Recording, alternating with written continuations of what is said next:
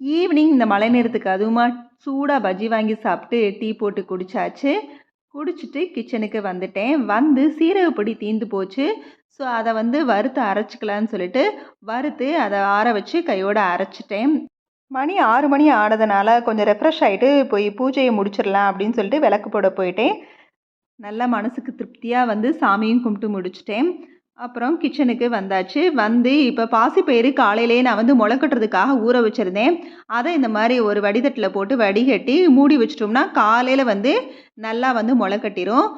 முளைக்கட்டின பயிர் எடுத்து ஒரு பாக்ஸில் போட்டு வச்சிட்டோம்னா 1 வீக் நல்லாவே இருக்கும். ஸோ கொஞ்சம் கொஞ்சமாக இந்த மாதிரி ஊறப்போட்டு தீர தீர நான் முளைக்கட்டி வச்சுருவேன். டெய்லி காலையில் முளைக்கட்டின பாசிப்பயிறு ஒரு கைப்பிடி அளவு சாப்பிட்றது ரொம்பவே ஹெல்த்துக்கும் ஹேருக்கும் நல்லது. நான் நைட்டு எப்போயுமே மறுநாள் சமையலுக்கு தேவையானதை நாள் நைட்டே ரெடி பண்ணி வச்சுருவேன். இன்னைக்கு கொஞ்சம் டயர்டாக ஃபீல் பண்ணதுனால எதுவும் பண்ணலை.